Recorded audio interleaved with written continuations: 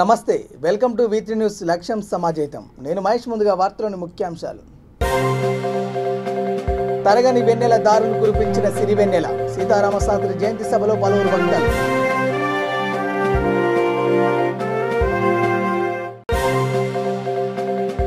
TSPS భవన్ను ముట్టడించిన NSUI. Group 1 దరఖాస్తు గడువు పొడిగించాలని demand.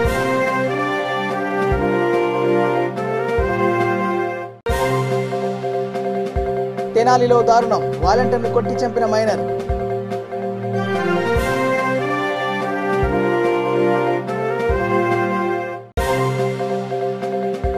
నోరు తెరిచి ఉన్న మ్యాన్ హోల్స్. పాదచారులు పారా హుషారు.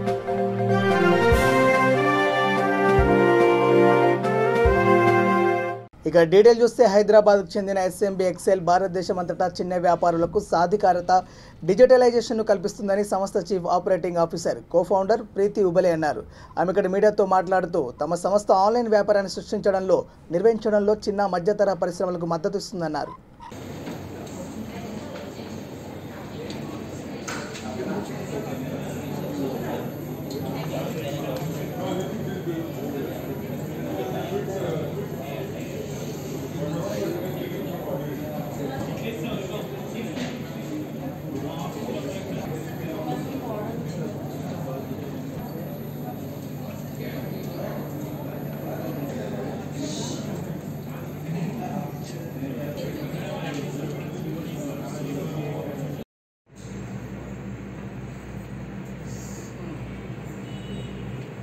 So the print photo is this. Usually limited the product marketcentral.in అన్నమాట. ఇది ఒక డిజిటల్ ప్లాట్ఫామ్ చిన్న వ్యాపారాల కోసం.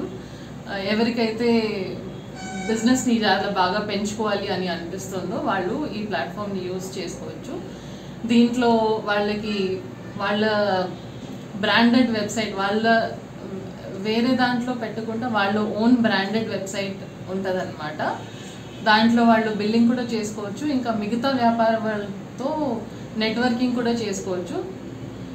సోషల్ మీడియా మనం ఎట్లా కనెక్ట్ చేస్తామో అలాగే ఈ ప్లాట్ఫామ్లో వ్యాపారి వాళ్ళు వేరే వ్యాపారి వాళ్ళతో కనెక్ట్ చేసుకొని మ్యూచువల్గా బెనిఫిట్ అయినట్టు, ఒకళ్ళు బెనిఫిట్ అయినట్టు బిజినెస్ చేసేసుకోవచ్చు అన్నమాట.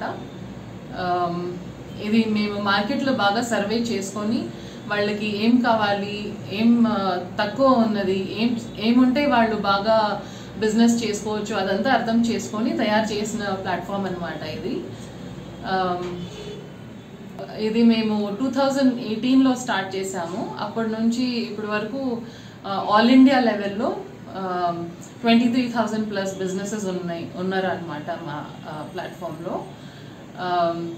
వాళ్ళు వాళ్ళ ప్రోడక్ట్స్ని డిస్ప్లే చేసుకోవడానికి, ఇంకా B2Bలో కొటేషన్స్, ఆర్డర్స్, ఇన్వాయిసెస్ అట్లాంటివి ఉంటాయి, అవి చేసుకోవడానికి, బిల్లింగ్ చేసుకోవడానికి అన్నిటికీ ఉపయోగపడుతుంది అన్నమాట. మా కంపెనీ ఇప్పుడు 70 కన్నా ఎక్కువ మంది ఉన్నాము మేము. ఇంకా అన్నిటికన్నా ఎక్కువ విలువైన విషయం ఏంటంటే ఏపీలో గడప గడపకు మన ప్రభుత్వం కార్యక్రమంలో భాగంగా బాపట్ల ఎమ్మెల్యే డిప్యూటీ స్పీకర్ కోన రఘుపతి స్థానిక 9వ వార్డులోని యాదవపాలెం మూర్తి రక్షణ నగర్లో పర్యటించారు. ఈ సందర్భంగా పేదలకు ఇళ్ల పట్టాలు పంపిణీ చేశారు. కార్యక్రమంలో శాసనమండలి చీఫ్ విప్ ఉమ్మారెడ్డి వెంకటేశ్వర్లు, బాపట్ల వైఎస్ఆర్సీపీ పట్టణాధ్యక్షుడు నారాయణశెట్టి ప్రకాశ్రావు, మండలాధ్యక్షుడు Koki Raghavareddy, market yard chairman Gavini Krishnamurthy తదితరులు పాల్గొన్నారు.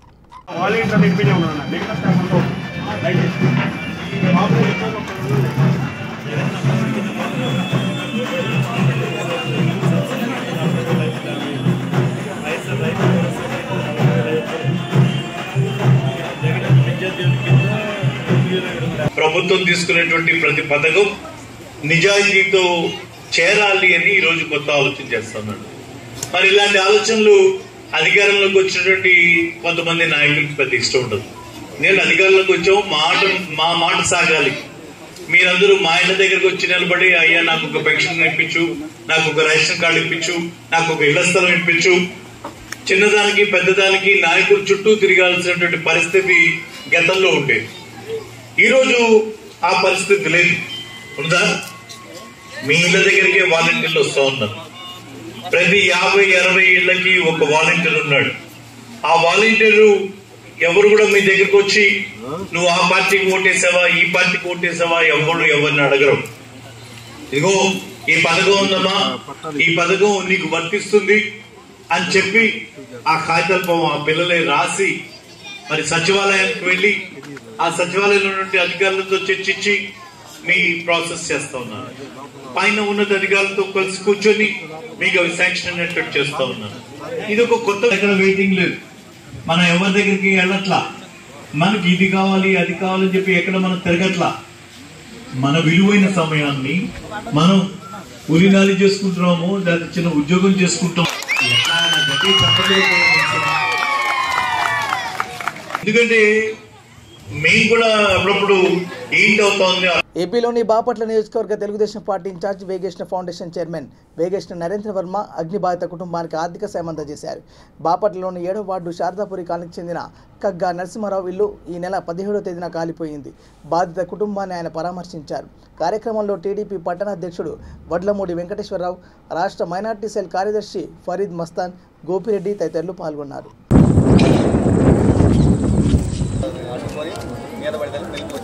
తొమ్మిది ఆ టైంలో నిప్పుడు వాళ్ళ మీద పడ్డారు, వాళ్ళు కొనుక్కొని వచ్చేది. నేను చూస్తే మీద కూడా పైన వచ్చి మాట్లాడుతుంది.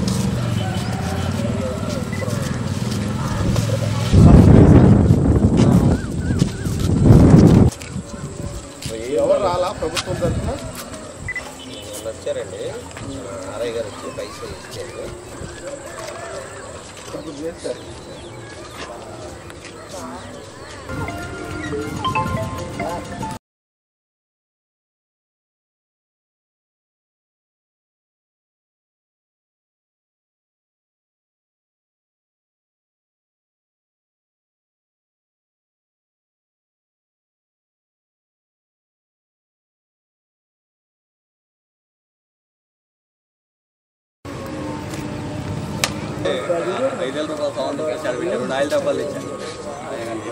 ఏపీలోని బాపట్ల సాహితీ భారతి ఆధ్వర్యంలో సుప్రసిద్ధ సినీ రచయిత దివంగత సిరివెన్నెల సీతారామ శాస్త్రి 67వ జయంతి సభ నిర్వహించారు. సిరివెన్నెల తెలుగు సినీ సాహితీ జగత్తులో తరగని వెన్నెలదారులు కురిపించారని సాహితీ భారతి కోశాధికారి ఆదం షఫీ అన్నారు. సీతారామ శాస్త్రి చిత్రపటానికి పూలమాలలు వేసి ఘనంగా నివాళులు అర్పించారు.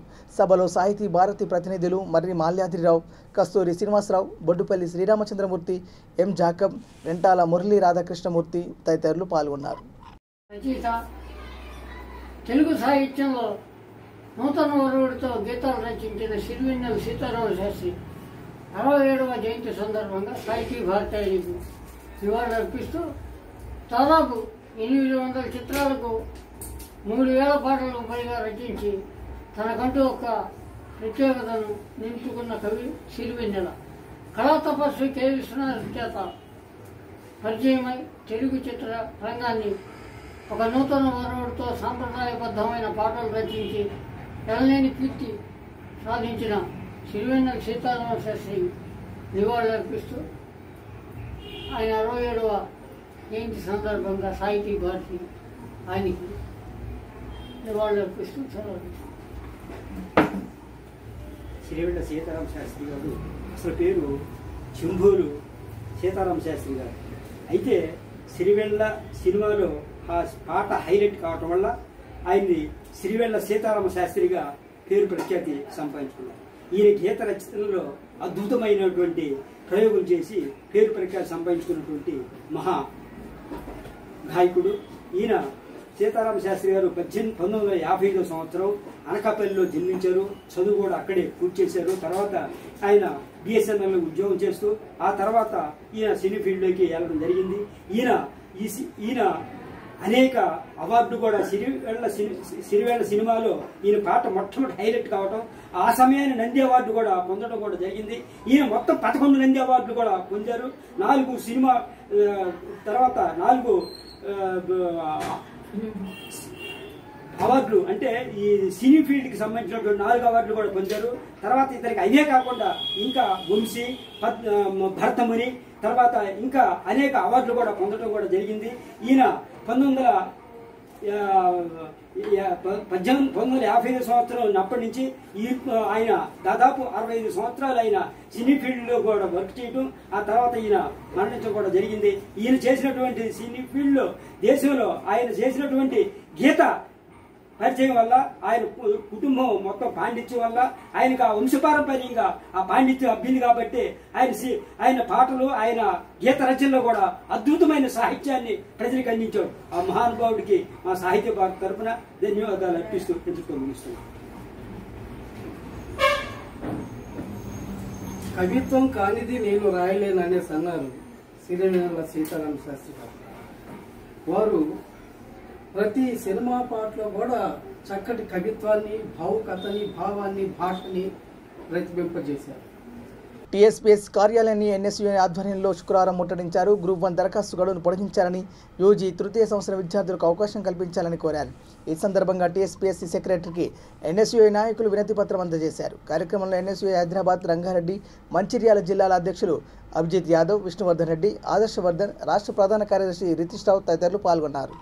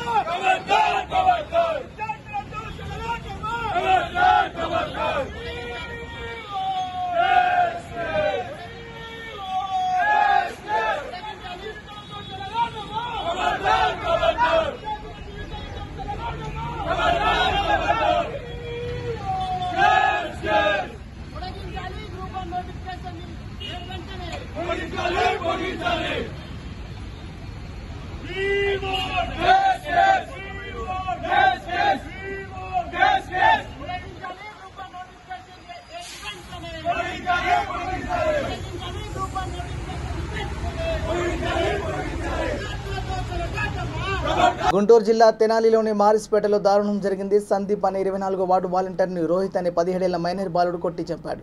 రోహిత్ వాలంటీర్ నుంచి అప్పుగా 2000 రూపాయలు తీసుకున్నాడు. తీసుకున్న డబ్బులు ఇమ్మన్నందుకు వారిద్దరి మధ్య గొడవ జరిగింది. దీంతో రోహిత్ తన తండ్రి వెంకటేశ్వర్లతో కలిసి సందీప్పై దాడి చేశాడు. గుండెపై బలంగా దెబ్బ తగలడంతో సందీప్ అక్కడికక్కడే కుప్పకూలిపోయాడు. కాగా మైనర్ రోహిత్ సహా అతని తండ్రి వెంకటేశ్వర్లను 3వ పట్టణ పోలీసులు అదుపులోకి తీసుకున్నారు.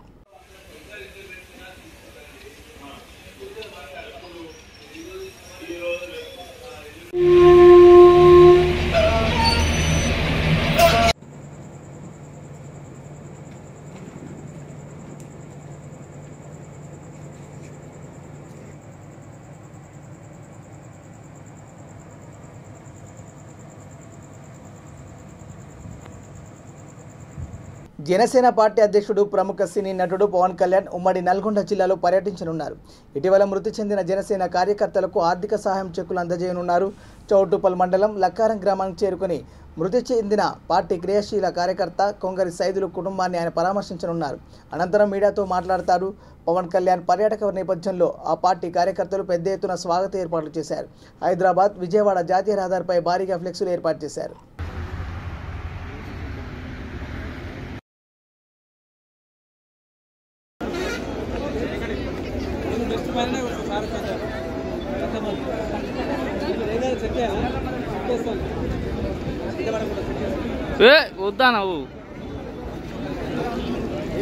నల్గొండ ప్రభుత్వ ఆసుపత్రిలో ఒక మ్యాన్హోల్ భయంకరంగా నోరు తెరిచి ఉంది. మరో మ్యాన్ హోల్పై రక్షణ కవచం సరిగ్గా లేదు. దీంతో రోగిని పరామర్శించడానికి వచ్చిన ఒక వ్యక్తి కాలు అందులో దిగబడింది. అయితే ఆయనకు పెద్ద ప్రమాదం తప్పింది. మ్యాన్ హోల్పై రక్షణ కవచాలు లేకపోవడంతో అందులో పడి ప్రమాద బారిన పడతామేనని పలువురు భయభ్రాంతులకు గురవుతున్నారు.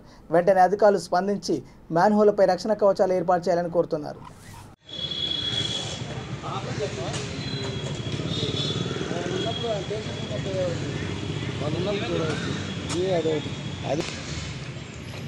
దాని మెడికేషన్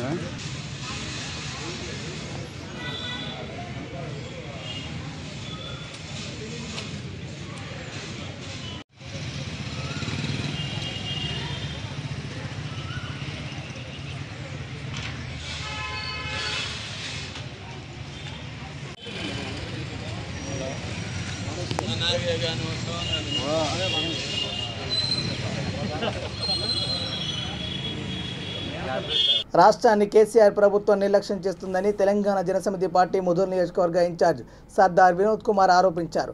నిర్మల్ జిల్లా బైంస ఆర్ఎండ్బి విశ్రాంతి భవనంలో ఆయన విలేకరుల సమావేశంలో మాట్లాడారు. నీళ్లు, నిధులు, నియామకాల సంగతిని టీఆర్ఎస్ సర్కార్ ఎప్పుడో మర్చిపోయిందని అన్నారు. కార్యక్రమంలో పార్టీ నాయకులు భోజన్న, బాబు, దశరథ్, విజయ్, విలాస్, సంతోష్, పాండ్రంగ్ తదితరులు పాల్గొన్నారు. తెలంగాణ జనసమితి పార్టీ ముదూర్ నియోజకవర్గ ఇన్ఛార్జిని ఈరోజు ఈ విలేకరుల సమావేశం యొక్క ముఖ్య ఉద్దేశం ఏంటంటే, నాడు తెలంగాణ రాష్ట్రం ఏర్పడితేనే మన బతుకులు బాగుపడతాయి, స్వరాష్ట్రంలో ఉన్న ప్రజలు తమ రాష్ట్రంలో ఆత్మగౌరవంతో బతుకుతారని చెప్పేసి నాడు తెలంగాణ ఉద్యమంలో ఉస్మానియా యూనివర్సిటీ కేంద్రంగా విద్యార్థి ఉద్యమం నిర్వహించి కొట్లాడి జైలు గోడలను ముద్దాడి వందలాది కేసులు పెట్టుకొని తెలంగాణ సాధించిన విద్యార్థి విభాగంలో ఉస్మానియా విద్యార్థి కెరటం కేంద్రమైన ఉస్మానియా ఉద్యమ కేంద్రమైన ఆ కేంద్రం నుంచి ఎదిగి వచ్చిన విద్యార్థి నాయకుడిగా ముఖ్యంగా తెలంగాణ ప్రజలకు మరియు ఉమ్మడి ఆదిలాబాద్ జిల్లాలోని ముదోల్ నియోజకవర్గ ప్రజలకు తెలియజేస్తా ఉన్నాం. నాడు స్వరాష్ట్రం ఏర్పడితేనే మన బతుకులు తెలంగాణ ప్రాంతం కోసం కొట్లాడిన సందర్భంలో నీళ్లు, నిధులు, నియామకాలు అనే ట్యాగ్ లైన్ మీద మనం కొట్లాడినాం. నేడు స్వరాష్ట్రంలో అవేవి కూడా ఫుల్ఫిల్ కాలేదు. కేసీఆర్ ప్రభుత్వము నీళ్ళు ఎవరికి ఇచ్చిందో తెలియదు, నిధులు ఎవరికి ఇచ్చిందో తెలియదు, నియామకాలు తన కుటుంబానికి పరిమితం అయిపోయిన పరిస్థితిలో స్వరాష్ట్రంలో చూస్తా ఉన్నాం. ముఖ్యంగా తెలంగాణ రాష్ట్రం ఏర్పడితే ఆ తెలంగాణకే తలమానికమైన ఆదిలాబాద్ జిల్లా, తెలంగాణ కాశ్మీర్ గా పిలువబడే ఆదిలాబాద్ జిల్లా బాగుపడతామని చెప్పేసి నాడు భావించినాం. కానీ అదేది కూడా స్వరాష్ట్రంలో అభివృద్ధికి నోచుకోలేదు. అందులో భాగంగానే ఉమ్మడి ఆదిలాబాద్ జిల్లాలో నాటి నుంచి నేటి వరకు కొనసాగిన పాలకులు వెనుకబడేయబడ్డ ప్రాంతం కాదు ఇది. ఇక్కడ స్థానికంగా ఉన్న పాలకులు రెండు కుటుంబాలు నాటి నుంచి నేటి వరకు ఈ ముదోల్ను ఏలి, ఈ ముదోల్లో గెలిచి ఈడ స్థానిక సమస్యలను పట్టించుకోకుండా ఈ ముదోల్ ప్రాంతాన్ని కలిసి రావాలని చెప్పేసి తెలంగాణ జనసమితిని బలపడాలని చెప్పేసి తెలంగాణలో ముఖ్యంగా ముదోల్లో మార్పు పోవాలని చెప్పేసి మార్పు ప్రయత్నం చేసే భాగస్వామ్య పక్షాలు మీరు మార్పు కోసం ప్రయత్నం చేసే వారిని మీరు అండగా ఉండాలని చెప్పేసి తెలంగాణ జనసమితి ముదోల్ నియోజకవర్గ శాఖగా పిలుపునిస్తా ఉన్నాం. ఉద్యోగాల ప్రకటన. ఉమ్మడి నల్గొండ జిల్లాలో ప్రమాదవశాత్తు మరణించిన పార్టీ క్రియాశీలక కార్యకర్తల కుటుంబాలను పరామర్శించేందుకు వెళ్తున్న జనసేన అధినేత ప్రముఖ సినీ నటుడు పవన్ కళ్యాణ్ కు ఉప్పల్ రింగ్ రోడ్డు వద్ద పార్టీ శ్రేణులు స్వాగతం పలికారు. ఉప్పల్ రింగ్ రోడ్డు వద్ద ఏర్పాటు చేసిన అమరవీరుల స్తూపానికి పవన్ కళ్యాణ్ నివాళులు అర్పించారు. కార్యక్రమంలో జనసేన పార్టీ శ్రేణులు, అభిమానులు అధిక సంఖ్యలో పాల్గొన్నారు.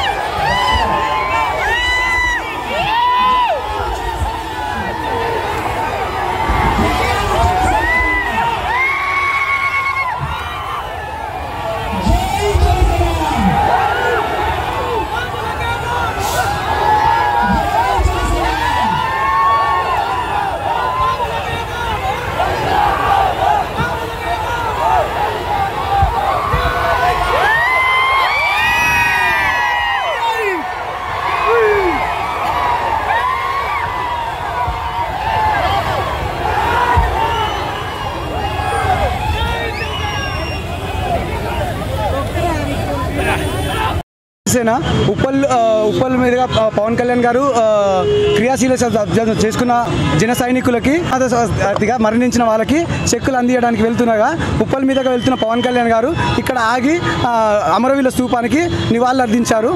పవన్ కళ్యాణ్ గారికి ధన్యవాదాలు. అదేవిధంగా తెలంగాణలో జనసేన కూడా ఇక ముందు ఇలాగే ముందుకు దూసుకుపోతుంది. జనసేన పార్టీ తెలంగాణలో క్రియాశీలక సభ్యత్వం చేసుకున్న 2 జన సైనికులు ప్రమాదవశాత్తు మరణించడం జరిగింది. వాళ్ళిద్దరి కుటుంబానికి భరోసా ఇవ్వడానికి 5 లక్షల చెక్కునివ్వడానికి పవన్ కళ్యాణ్ గారు హైదరాబాద్ మీదుగా ఉప్పల్ నియోజకవర్గం నుంచి బయలుదేరడం జరిగింది. ఉప్పల్ నియోజకవర్గంలో అమరవీరుల స్తూపానికి దండ వేసి నివాళులు ఘటించారు. అలాగే ఇక నుంచి జనసేన తెలంగాణలో కూడా మరింత ఉధృతంగా పనిచేయడానికి ప్రజల పక్షాన్ని నిలవడానికి సిద్ధంగా ఉందని చెప్పి జనసేన పార్టీ తరపు నుంచి ఉప్పల్ నియోజకవర్గం జై జనసేన. బులెటిన్ ముగించే ముందు హెడ్లైన్స్ మరోసారి. తరగని వెన్నెల దారులు కురిపించిన సిరివెన్నెల, సీతారామశాస్త్రి జయంతి సభలో పలువురు వక్తలు.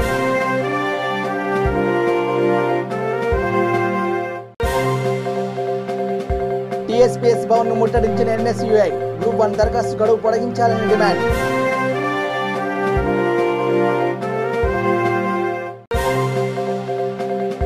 తెనాలిలో దారుణం, వాలంటీర్ను కొట్టి చంపిన మైనర్.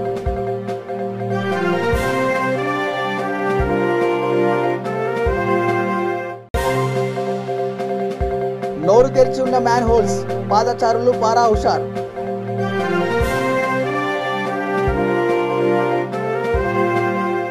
ఇవి bulletin updates. Keep watching V3 news. లక్ష్యం సమాజేత. నమస్కారం.